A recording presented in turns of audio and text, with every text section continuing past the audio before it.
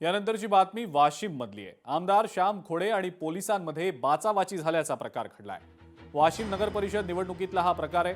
भाजप आणि शिवसेनेचे कार्यकर्ते समोरासमोर आलेले होते। नगरसेवक पदाचे भाजपचे उमेदवार सतीश वानखेडे आणि शिवसेना उबाठा गटाचे प्रवीण इढोळे यांच्यात रात्री झालेल्या वादानंतर आज सकाळी पुन्हा भाजप आणि शिवसेनेचे कार्यकर्ते आमनेसामने आले। वादविवाद झाला।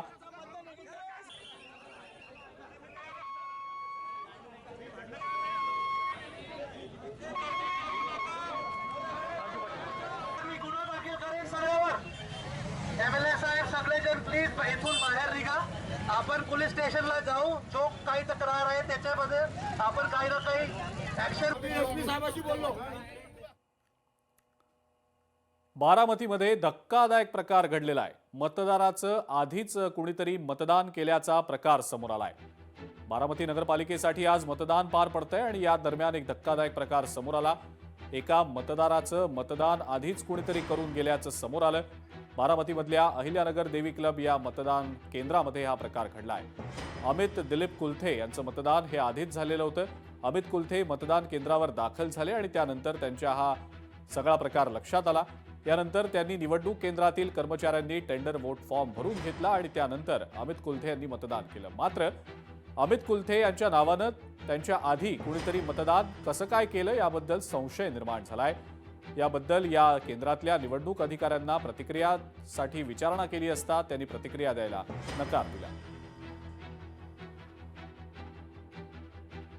आम्हाला नवाब मलिकांचं नेतृत्व मान्य नाही आणि यात कुठेही तडजोड होणार नाही असं शिवसेनेकडून मंत्री उदय सामंत हे स्पष्ट बोललेले आहेत। त्यामुळे भाजपनं जसा नवाब मलिकांच्या नेतृत्वाला विरोध केलाय तसंच आता शिवसेनेकडनं सुद्धा हा स्पष्ट विरोध पहिल्यांदाच जाहीरपणे समोर मांडण्यात आलेला आहे।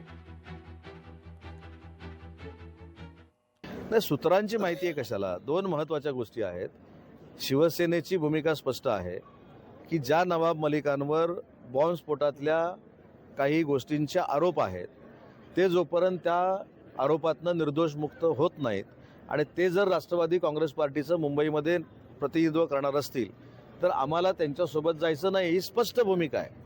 तसं रत्नागिरी जिल्ह्यामध्ये आमदार शेखर निकमानी असं सांगितलं, असं मला पत्रकारांनी सांगितलं की त्यांना महायुतीमध्ये येऊन राष्ट्रवादी काँग्रेस पार्टीला रत्नागिरी जिल्ह्यामध्ये लढायचं नाही, तर त्यांनी त्यांचा पक्ष मोठा करावा, आम्ही युती म्हणून लढू।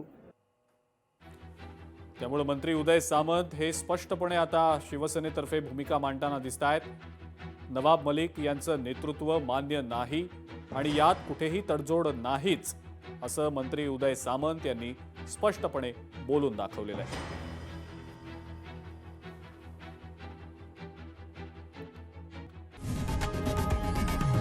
लोकशाही मराठी ऐका, पहा, जागरूक रहा।